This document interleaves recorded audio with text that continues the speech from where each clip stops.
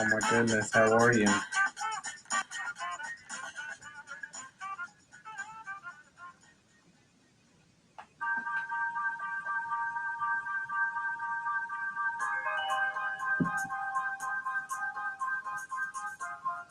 Hey, what's going on? How are you? Crazy Capital Media and Mickey Howard joined for a little bit, but I don't believe that she stayed. But that's what's up. Also, what's up, Speedway? Thank you for hanging out there with me before. What's going on, Crazy Capital Media? How's New York out there?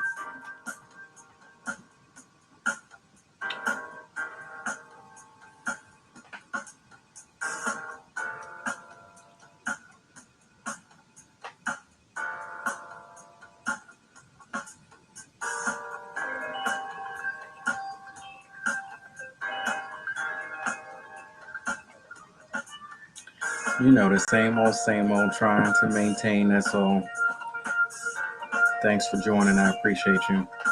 So tonight we have Lisa coming on the 401 podcast. I want to make sure I get her last name right, Jakovsky. Now, when she comes on, I'm going to make sure I got that right. I probably should have verified that before everything, but Lisa's coming on, author, and she's going to talk about her books, which are very important to so many people. So this will be a real, deep conversation. So you definitely want to stick around. These books can help so many people. Author Lisa Jakovsky coming in the building tonight. 411 podcast. It's Sunday, y'all. Crazy. Time is flowing. Time is flowing. We getting ready to close this year out soon. And I know I'm probably talking too early because we didn't even get to, Christmas and stuff, but it'll be here before you know it. Sunday, December 12th. Now, I've been on, the Christmas kick, talking about the songs. So I really need y'all to let me know what your favorite Christmas song is. And I'm letting you know mine. What's going on? It's all in the cards with Kathy. So this is a classic song, classic Christmas song, and I'm sure that everybody knows. And when I did my research on it, I was like, damn, I had no idea that this song was around this many decades. But Santa Baby, released in 1953 by the legendary Eartha Kitt. So just think about this song, Santa Baby. How many times has this song been remade over time and time and time again?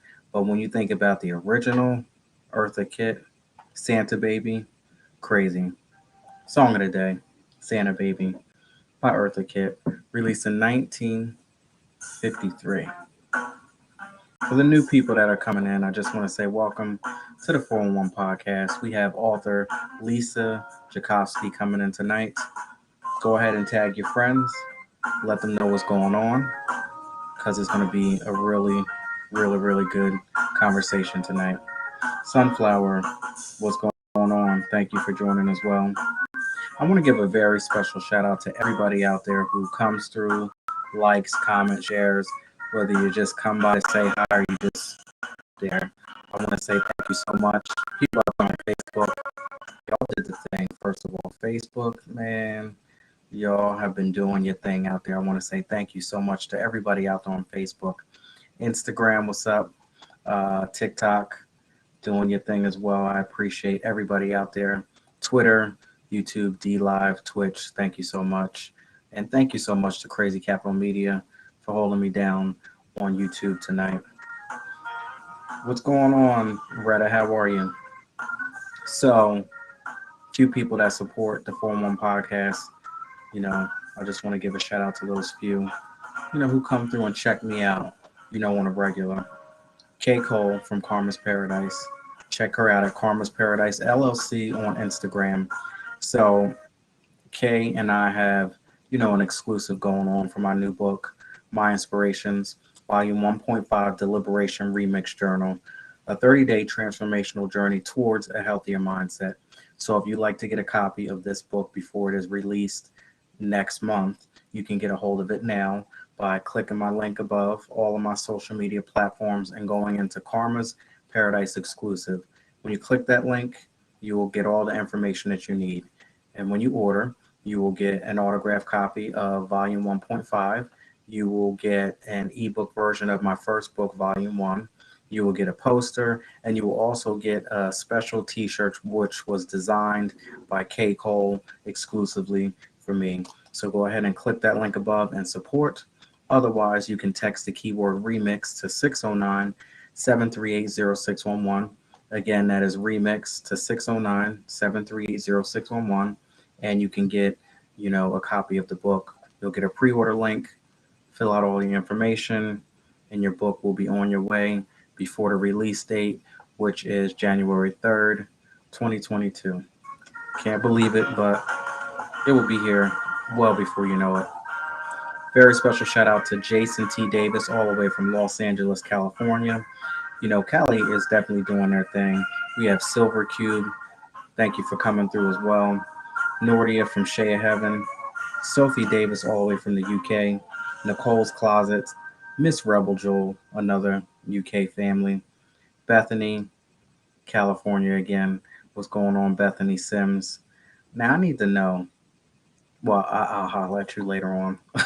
Of course, it's all in the cars with Kathy. My brother Nate Perry from Brooklyn, New York, and Gina Hassan. Thank you all so much for supporting. I want to also say thank you so much to everybody out there who showed me love for my birthday. I mean, first thing in the morning, I got a call from Danny Lopez, all the way from Belgium. So, that's how my birthday kicked off. And I spent about an hour, going back and forth, working out some details as far as future, travel things going on. But man, we really spent some time going back and forth. And, that was amazing. Had some good laughs. It was just good to get support from, you know, a fellow podcaster, radio personality, whatever you want to call it. But, you know, sometimes, we can understand where we're coming from. But, you know, shout out to Danny Lopez. I appreciate you for that. The list goes on and on and on. Facebook, man, y'all did the thing. Instagram, people were amazing. So many blessings yesterday, and it was amazing. So I appreciate each and every one of y'all. Now, recap for those of you. I need you to think long and hard about this one because I got some feedback from a few people, but this is reality. Sometimes, you know, mommy or daddy, they could have done something wrong. Crime, it is what it is. And honestly, in this day and age, I feel that we're going to have some more of these conversations. So, when is it a good time to tell a child that mommy or daddy, they just ain't coming home? They ain't never going to come home. They might have done something to become incarcerated to the point where they ain't coming home. So, what age is a good age to let a child know that they're just not coming back? I mean, it's tough, but it's reality. And so many times, so many people face, with this type of situation. So, when a parent has done something detrimental, but if they will not be coming back home, and you got little ones, what age is a good age to let the little ones know that they just ain't coming back? Tough as it might sound. Y'all didn't want to answer it, but we going through it.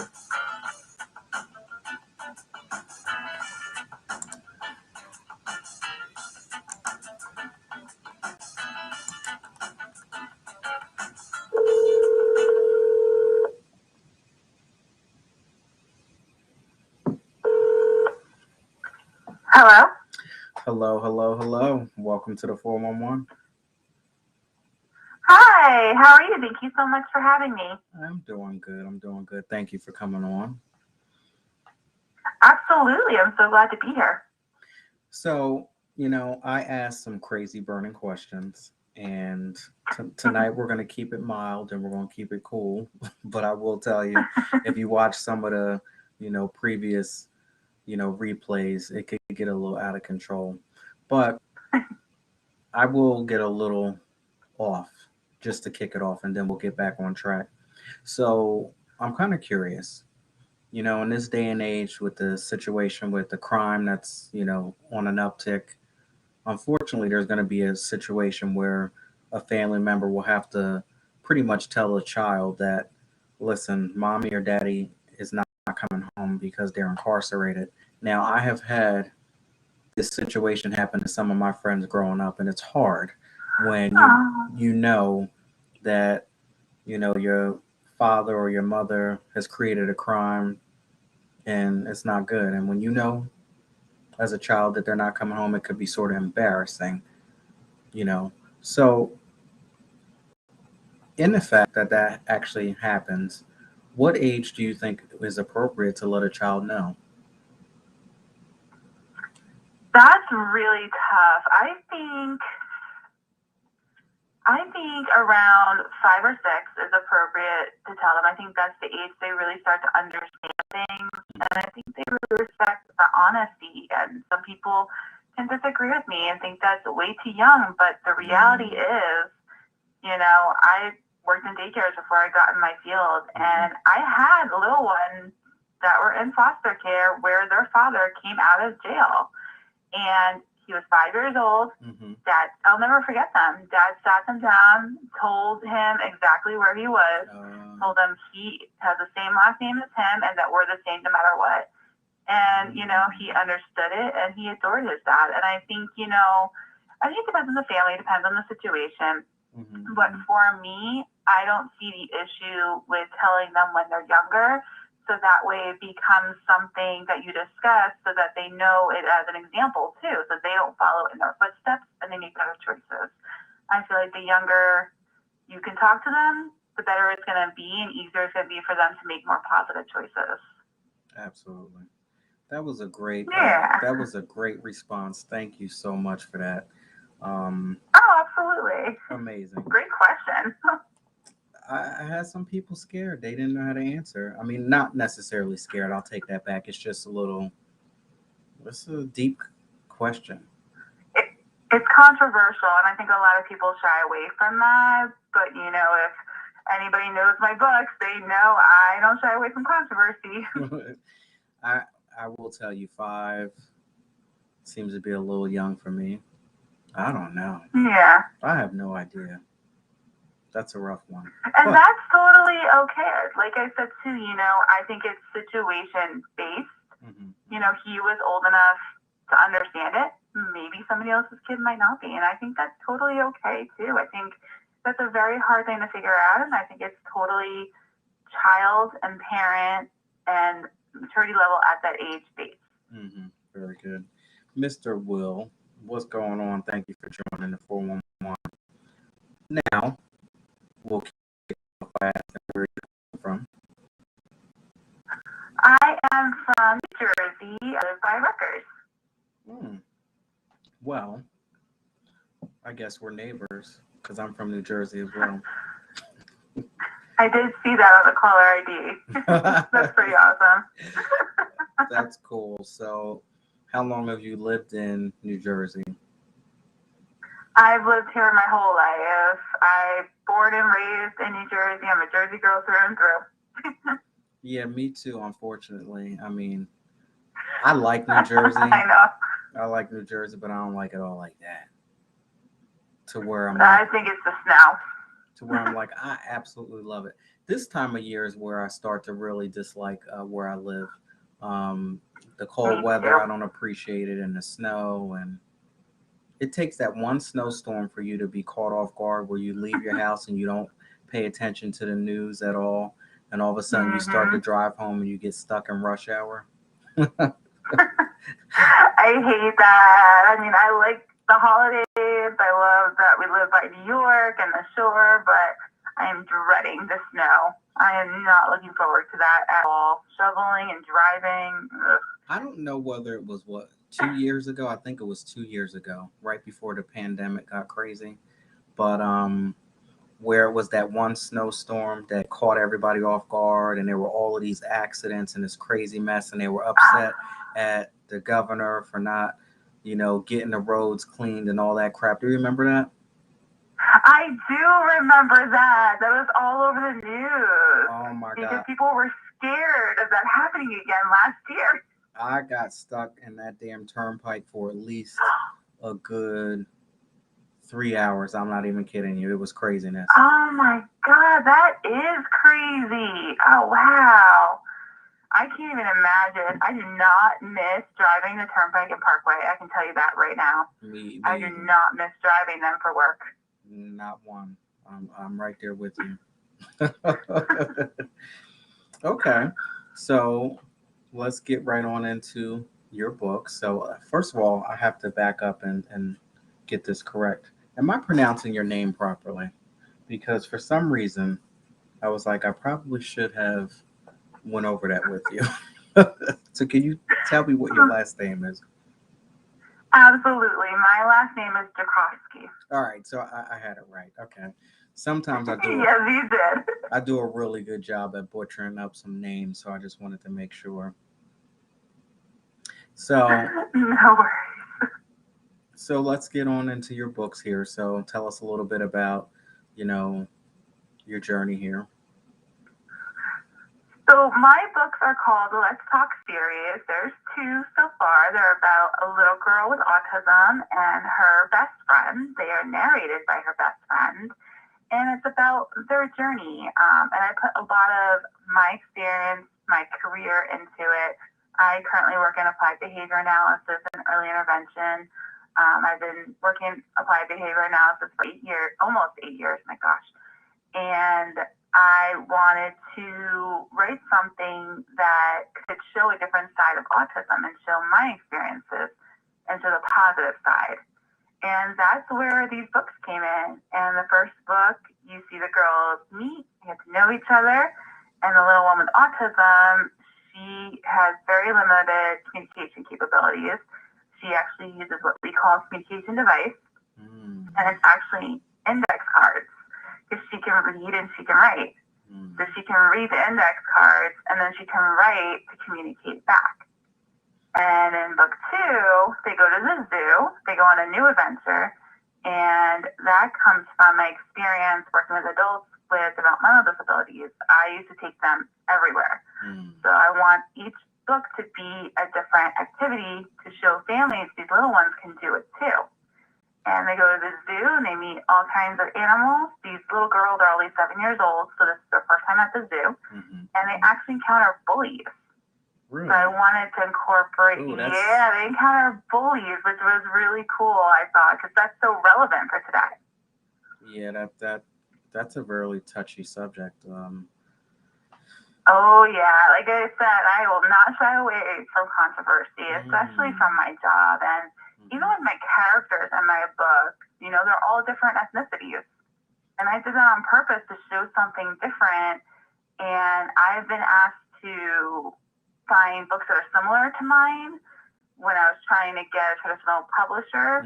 And it's extremely hard because there are barely any books surrounding the topic of autism with girls as the main character.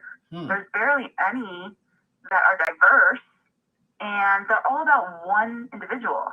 There's barely any that are about friendship. Gotcha. So mine are very different, and they show these techniques that are not shown in books either. So that's my series, and the third book is coming out in April. Well, I guess it's a good thing, right, that you couldn't find any books like yours?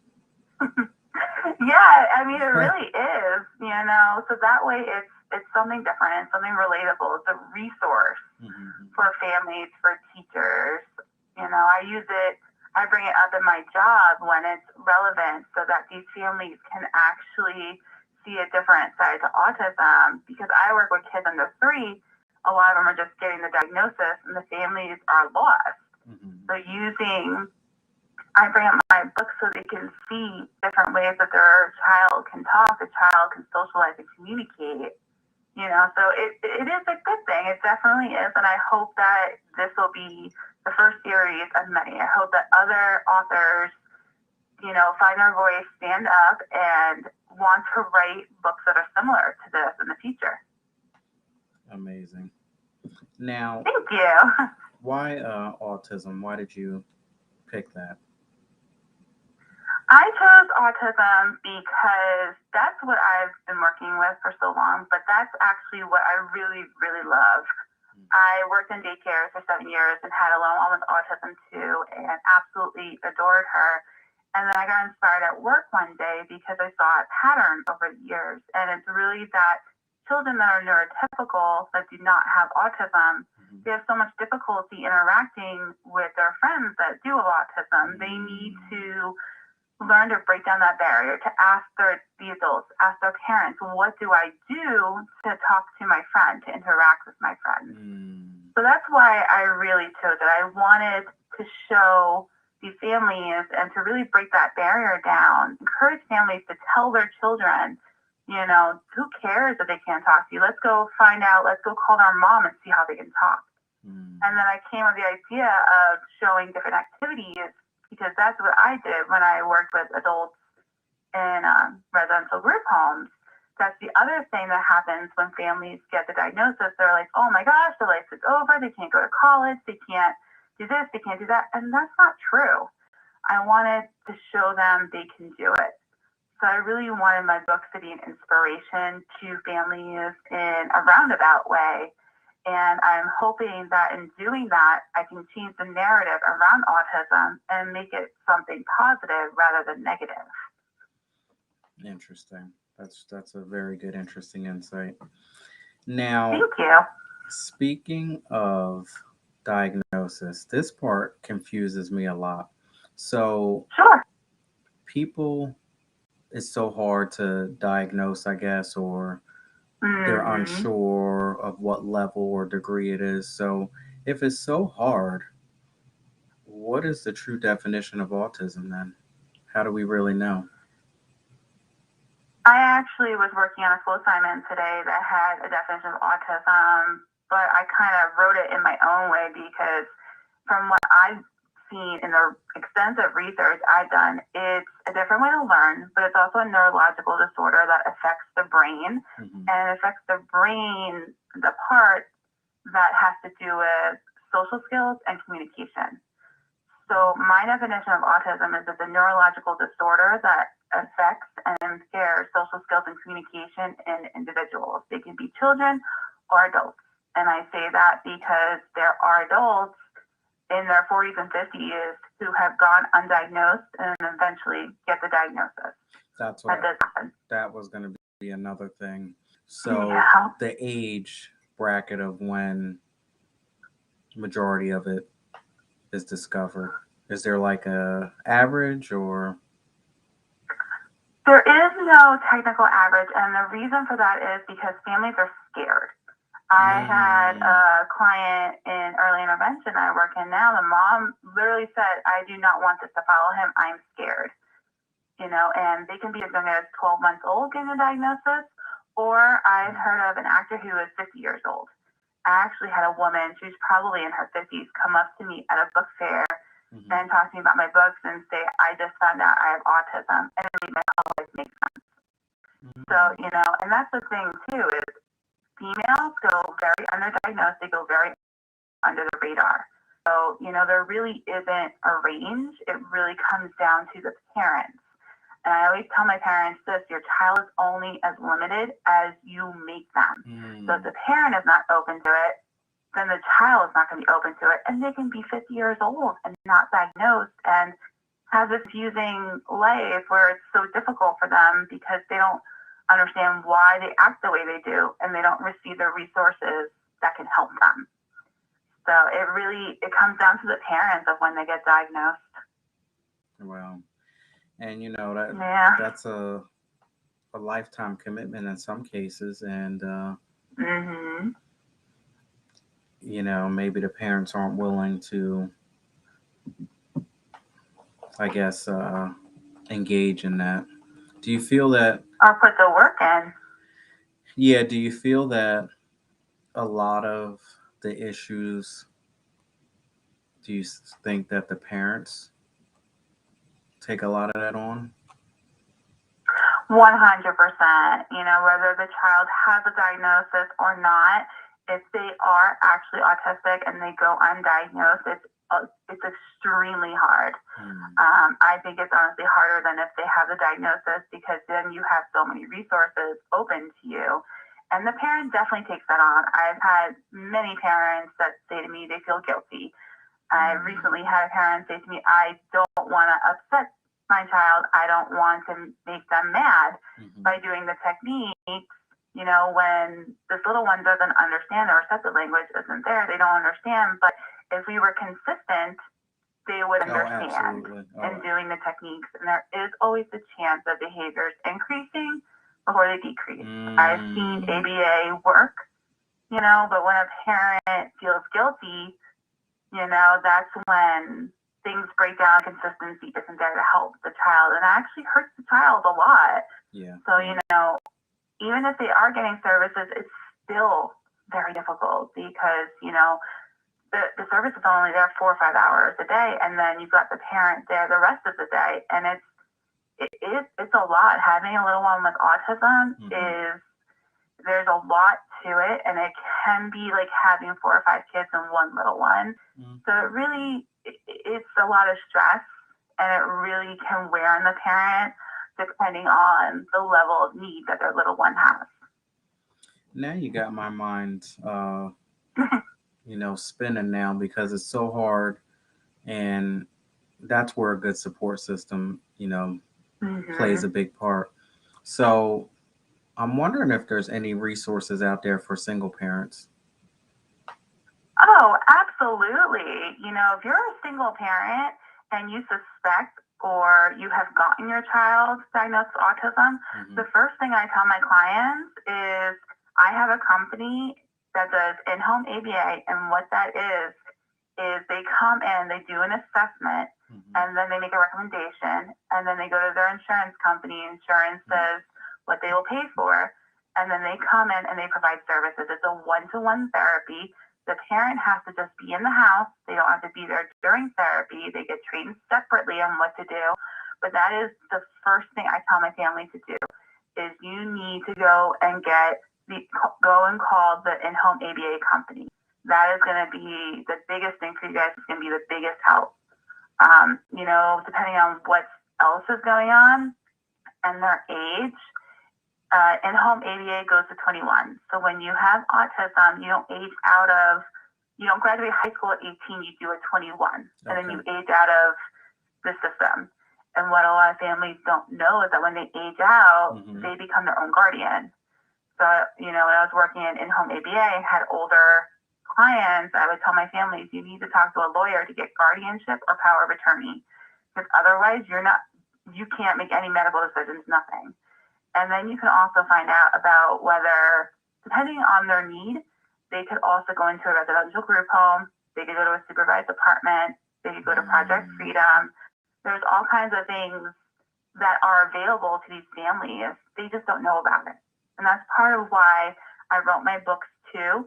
And I even was talking to someone today, gave her my card, and I told her, you know, even if they stay in denial, but later on they have questions, and even if they don't check out my books, they can email me. I'm always here as a resource to answer any questions, no matter what, you know, whether to check out my books or my podcast. You know, I don't care if they don't check it out and they just want to talk. I'm here for that too. Because these families, unfortunately, they don't know the resources that are available to them, and there is so much out there. Wow.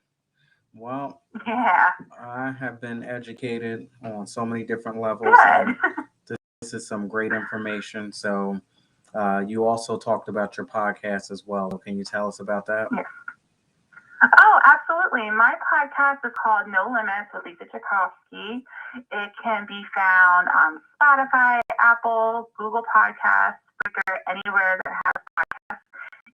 And it is a resource for families, for people who want to become authors or go into the field of psychology, and about individuals and companies that are doing something different and bringing a message, just like my books.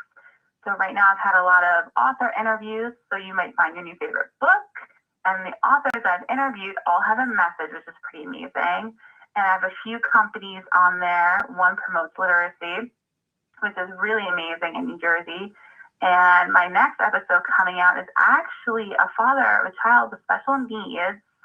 And he also has this model for wellness that kind of goes along with mindfulness. So that's going to be a really cool interview that comes out.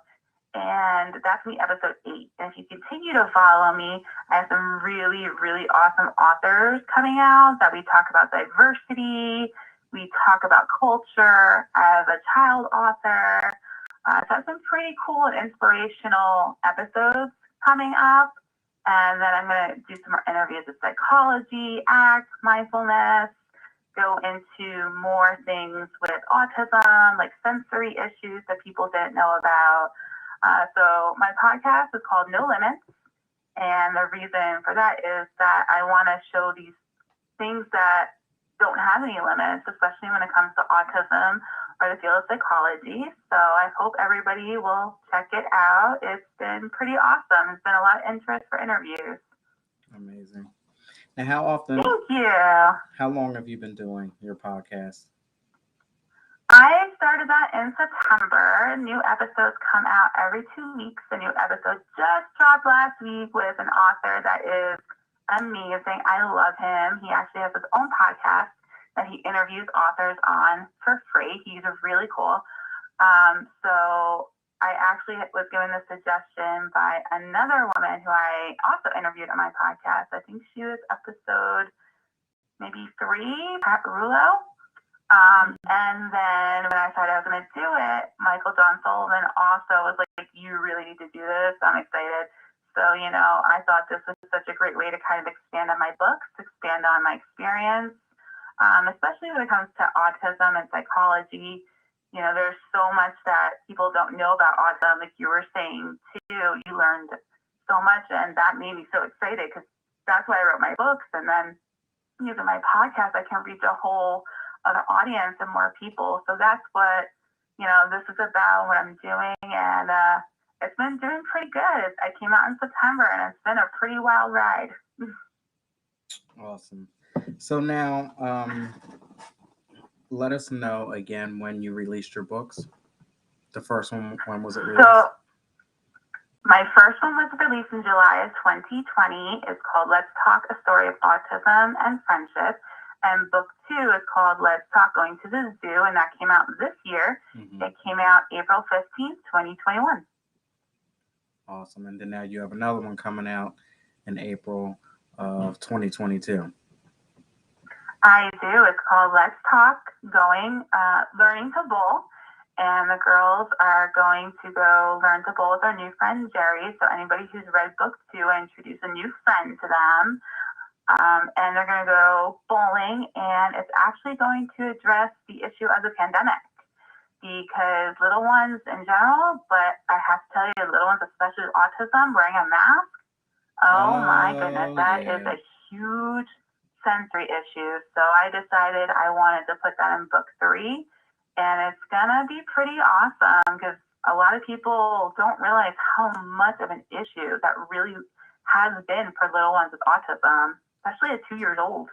Let me tell you, a couple, I guess I want to say almost maybe a week ago, I had that as a burning question. What's going on, everybody out there? I had that as a burning question. Like, I just could not imagine, my kids are older now, 16 and 18. Yeah. I can't imagine raising little ones during this time frame with the, pandemic going on. Back then, I would get all crazy, over, hand sanitizer and stuff like that before this nonsense even happened, just to deal with the, colds and the flu season and all of that. I can't imagine masks and stuff and keeping it on and don't touch this, don't touch that. Crazy. Oh, it totally is. And the majority of my clients, one of the things the parents ask me is, can you help me teach my child to wear a mask? And I'm just like, I have such issues with under 5 years old wearing a mask, but it's my job. And some daycares require it of the 2-year-old toddlers. And that is insane. It's really difficult. So they don't understand. So what are some things that techniques that you use to help teach young ones to keep a mask on? Modeling is a really big one. Mommy and daddy's wearing it. You can wear it. Wear it for, a minute around the house and they get a reward. And then increase it from 1 minute to 3 minute reward, increasing that time that they're wearing it around the house. Buy them masks that are really, really cute. Buy them ones that have their favorite characters on them. That's going to make them want to do it. Take their picture with the mask on, show it to them regularly, post it around the house, make a really big deal about the fact that they're wearing it. It's really, it's doing it the best you can. It's some kids, no matter what you do, it's just not going to happen. So, I've had success doing it with some kids, and there's some little ones who it's just too big of a sensory issue for them, and it's very, very difficult, and they take it off repeatedly. So it comes down to the little one, whether it's successful or not. So now the ones that all of a sudden they take it off and you can never get them to put it on, but it's a requirement for them to go to daycare, what happens then? Well, basically, actually, I was having a conversation last night with my best friend. Basically, the daycare puts it back on them every time they take it off, and it's going to be exhausting on the teachers. They're going to let the parent know, hey, you need to work on it more, but legally, the daycare can't expel them for this. There's nothing they can do besides tell the parents. It's not enough to expel the child. The teacher will literally have to just put it on them every time they take it off, and it's going to be exhausting on the teacher more than it usually would be teaching toddlers. Teaching toddlers is tiring. I've been there. So it's really just going to be putting it on them every 30 seconds, every minute, chasing them around, and it's unfortunate. It's a lot of work. My thing is we go through all of this stuff of getting them to put a mask on and wear a mask, and then you fast forward and all of a sudden we don't wear it anymore. That's not the requirement. Now, what's that going to look like? Exactly. And is that going to be super confusing to these little ones? Absolutely. It's going to be, these little ones with autism, their receptive language isn't there. And the majority of little ones with autism have a sensory issue. And when I say sensory issue, they may have an issue where they don't like touching a texture. They don't like putting a texture in their mouth. So they have food issues because of it. Or they're a little one who needs the sensory and needs to wear a weighted blanket or a weighted backpack because they need the pressure on them. Or they need to hold an item in their hand, or they need to, engage with a sensory item like pulling a slippery snake or something like that. These are really big sensory issues for these kids. So, to put a mask on them, get them used to it, and then change that routine, that's a problem too. Because consistency routine is so important for little ones with autism. And then you put in these sensory issues, it's going to be a real problem then too. Because I thought it's kind of like that, you're between a rock and a hard place. I thought I was reading or heard something where they're going to start to make it not be mandated for masks in certain schools or certain age groups or something like that. Did you hear something along those lines? No, I'm actually very surprised because I think we're going the way of New York. I honestly feel like, and not necessarily when it comes to the mask mandate, but I feel like our governor is really failing us right now because numbers are going up big time. I don't see him doing anything about it. And the governor of New York is really stepping up and making requirements a lot bigger and tougher. So I would honestly be very surprised if mask mandates were changed, unless that was maybe by school district and the schools and the education system start fighting back. So you have to excuse me. I really try not to indulge in too much of the news because I don't need it to drive me crazy. But you were saying something about New York. So what are some things that are happening there when it comes to the mask? Oh, so the governor put in place, because there are businesses in New York that do not require you to show your vaccine card to walk in. So the governor of New York put in place that if you're not going to require individuals to show their vaccine cards to get in, the individuals have to wear a mask. So, I mean, I thought we were the tri-state area and that New Jersey was doing the same thing as New York and like Connecticut. No, so I thought New Jersey is so far behind. I mean, I went to a restaurant in Brooklyn, last month, and you could not sit down unless you showed your card. So you can go in anywhere in New Jersey, and please. I agree completely. I went to New York last month too, and we couldn't get into the Hard Rock Cafe without showing our card. We couldn't get into the Lion King play. Like, they literally made us show our card outside before we can even go in to show our tickets. You know, like, New Jersey, and the numbers are going up. The number of deaths are going up. Like, it's just not okay. I have big issues with our governor. It's crazy. This world is crazy. What's going on, Miss Keiko from Karma's Paradise? How are you? So at this point, let us know where we can follow you at. I know you're on Instagram. Not quite sure if you're on any other social media platforms. Yep. Let us know. Absolutely. So I'm on Facebook, Instagram, and Twitter. Facebook and Instagram, my handle is the same, Books by Lisa Tchaikovsky. And on Twitter, my handle is Lisa Child Books. And I would love for you to come follow me, come interact. I'm very interactive. I post almost daily, lots of updates. I post my links to my podcast. Also, if you're interested in my books, you can get them from me cheaper than on Amazon or any other distributor. I also sign them and send you a free gift. So it's pretty cool. You know, if you have any questions about autism, about my books, about my field, feel free to reach out anytime. I love interacting with people. I interact a lot with other authors. You're going to find a lot of really cool people with amazing books that your children will love. You know, so definitely follow me and hang out. It'd be awesome to hear from you. Amazing. Lisa Tchaikovsky. Very good. Yeah. I'm actually, you know, happy that I got your name right, because like I said, I will do a number on some names out there.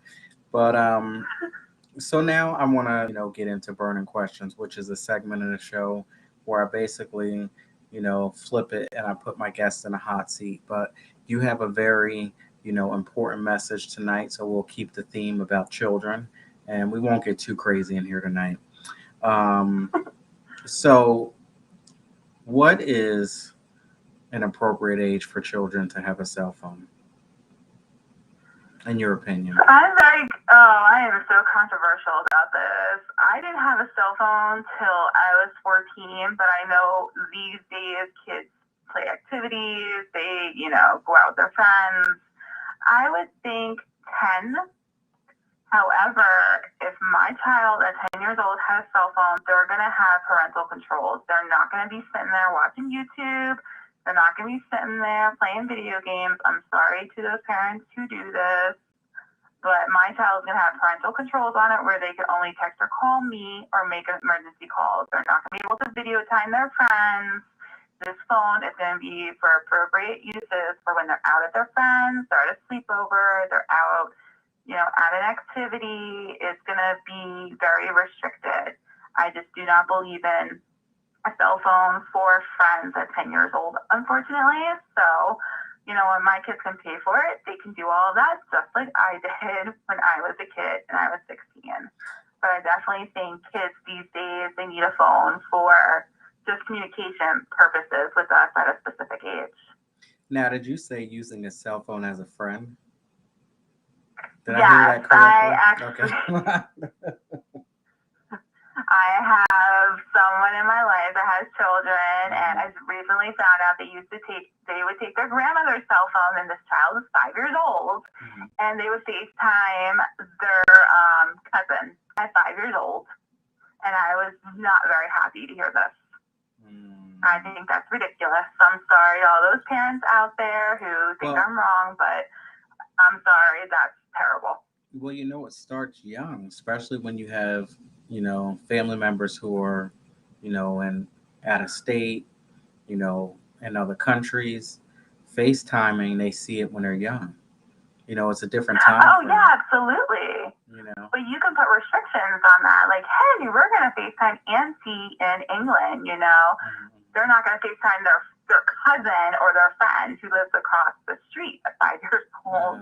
That's where the restrictions come Gotcha. in, because I totally understand it for that. I have family in other states too. That's no problem. I'm not going to sit here and let my kids, FaceTime their friend. I get like families will just hand them their phone because they got to go cook or got to go clean. They don't want to deal with their kid, taking toys everywhere or breaking something. I totally understand doing that. But at the same time, they should, I don't believe in a kid sitting on their phone for like hours or being able to understand how to do stuff like that by themselves. So that's just Okay. me, because, I have families that do that even during sessions. Now, here's another question. So, what happens when, like, you have your opinion, right? And Mm-hmm. let's say, God forbid, you were co-parenting with someone who didn't live in the same household as you, and they Mm-hmm. had a different opinion. So the child is caught in the middle. How do you handle that situation? You say the age 10, but there's some restrictions, and then the other parent says, forget it. When you're here with me, you can do whatever you want to do. That can be very difficult, but at the same time, in the idea and thought of co-parenting peacefully so that the child does not see any kind of fighting, does not see any kind of friction and tension, try to keep that to a minimum so they grow up, seeing love and positivity only. I would most likely be fine with it being at that house, but it's not a lot of fine. So they would grow up learning, okay, this is appropriate there, not appropriate there. Mm-hmm. So that way, because that's what it's about. It's about balance. You're co-parenting. I can't control this other person at their house. Right. Do I really want to have an all-out scream match with them in front of my child, or go in another room and have an all-out scream match? They may not be able to see it, but they can hear it. I just don't think that's okay. Yeah, I agree with that. Yeah, I agree with it so much. And, during this whole process, when you're going back and forth like that, please believe and understand that you are hurting nobody but the child. Mm-hmm. You think you're hurting him or you think you're hurting her getting back and forth, but all of that back and forth is just not good. And I always say that, eventually the kids will grow up and they'll start to understand and they're going to remember. Yeah. They're going to remember every little thing and they start to put the Mm-hmm. dots together and they're going to be like, okay, I got this. Exactly. And that's why, like, it's hard co-parenting. I have a very, very dear friend in my life co-parenting right now. And it's very difficult, and you put the kid first. Mm-hmm. And that's really what it comes down to. You have to take your emotion aside, put your feelings aside, and put the child first. Absolutely. And exactly like you say, you got to remember they're going to grow up and see this. Mm-hmm. Whether they grow up and believe that, it's okay to have a phone and be on your phone 24/7, or are they going to grow up and, want to read a book and want to sit down and do their homework, and kind of like come away from the phone just because they have it at the other parent's house, doesn't mean that they're always going to be obsessed with the phone. Not having it at my house could be a good thing, that maybe they want to write when they get older. Maybe they want to be more into sports because they're not on the phone. You just never know. And having that positive relationship is going to set them up to engage in positive relationships too. Absolutely. Now, I can only just guess because I don't know, but I'm sure that it is extremely hard for a child with autism when they're bouncing back and forth between, mommy's house versus daddy's house. And the parents could be both on point, they could be on the same page, but I guess it's all about routine. And with the back and forth, I'm sure that poses a problem, correct? Absolutely, because children with autism really need stability. They really need routine. And when you have two parents that aren't together, and you also have a child with autism, there's no guarantee that both parents are going to be open to the diagnosis. Mm-hmm. And if you have one parent who isn't, that's going to be a very big problem. Yes. And that's going to make it very difficult for the child to get on track. Mm-hmm. There is always a chance of behavior contrast where the child acts one way in one setting and the behaviors increase in the other setting because one parent is consistent and the other one isn't. Wow. And there's also the chance of the child taking a lot longer to get into a positive place because of it. And there's that stress on both parents. So, you add all this up and it's very, very difficult for a child with autism. Well, I feel for those situations out there that are like that. And again, that's where communication, everyone needs to be on the same page to make it work. And it's so hard and very rare. There are some situations, and, very commendable, but very rare do the parents really get it on track when they're separated. And that's just so unfortunate because, again, the child is the one who suffers through this. I agree completely. Now, do you volunteer? Because you're in northern New Jersey. I believe that there is a big 501c3 nonprofit. What is it? Autism Speaks? Autism Speaks is amazing. I subscribe to their newsletter. They are an amazing organization who has so many resources for individuals that have autism, families that have children or adults in their family with autism. They are an incredible company. They have all kinds of events. I wish I had the time to volunteer with them. I would absolutely love to in the future. I don't currently just because I don't have the time to, but it is an organization that I would highly recommend and I absolutely love and respect. I think it's incredible what they do. Yeah, I remember them. I believe they're in North Jersey. I don't know, one of the Brunswicks or something like that, Somerset, somewhere in that area. I don't remember. But I know it's in North Jersey. So yeah, they're around here somewhere. I'm not sure what town either, but I've used their site many, many times during school and just for resources for my families too. Very good. Well, I just want to say thank you so much for all your knowledge, and this has been amazing. I've learned so much, and I'm sure that several people out there, people watching a replay, they're going to learn. And I have some people connected to the 411 podcast who have children, with autism. So this is amazing. And, I'm sure you're going to hear from me. You're going to hear from some of the followers from the 411. And thank you so much for all that you do. And if you can please just go ahead and let us know one more time where we can follow you at. And we'll be in touch soon. Absolutely. Thank you so much for having me on. This has honestly been incredible. And people can find me on Facebook and Instagram at Books by Lisa Jakovsky. You can also find me on Twitter at Lisa Child Books. I have a website, www.lisajayauthor.com. You can also email me at ljayauthor@gmail.com. Any questions, anything about autism, about psychology, you are more than welcome to reach out. It does not always have to be about my books or podcasts. I am always more than welcome to, provide resources, provide answers to questions. And I really hope people do reach out. I would absolutely love that. This has been amazing. I really appreciate the opportunity, and I absolutely loved your questions. You are so welcome. Now, in the spirit of keeping up with the holiday season, any discounts, specials, anything going on as far as your books and stuff? Oh, absolutely. If anyone wants to buy my books and donate them, I will discount them by $5 for the set. My books currently are $20 for a set or $10 each.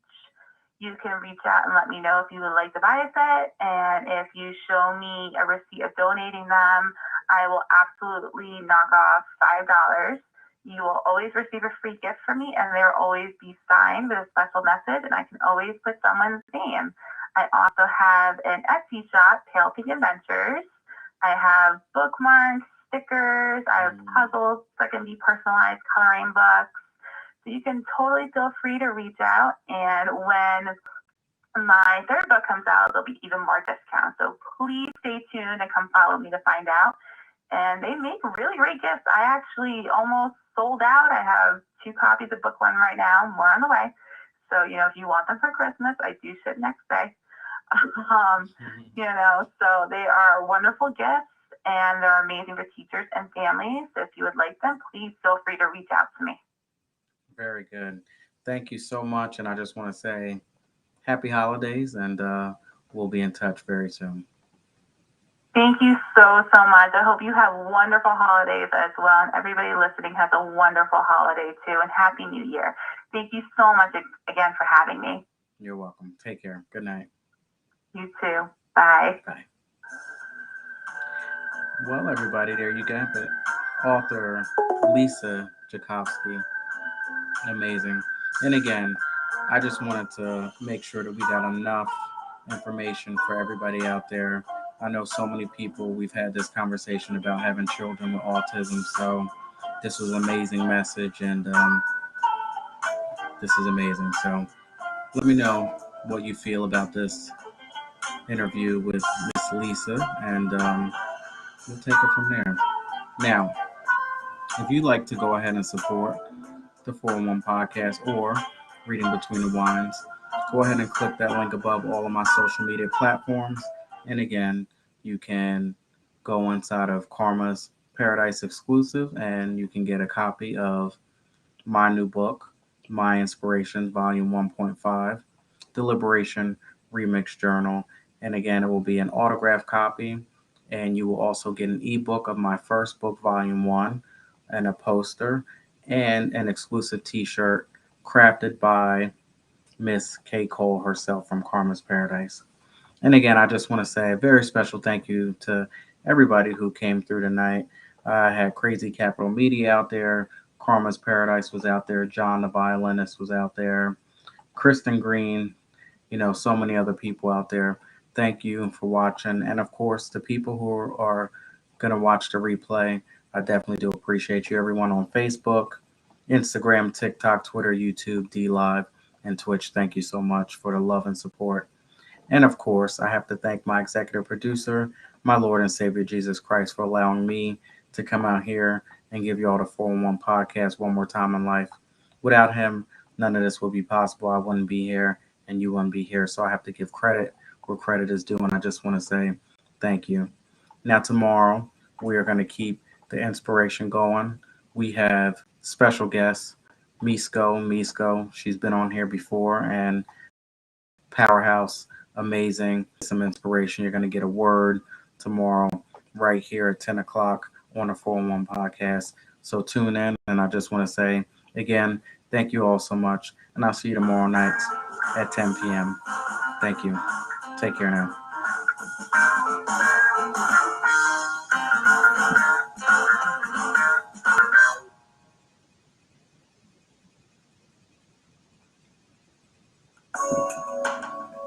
Good night. See you tomorrow at 10.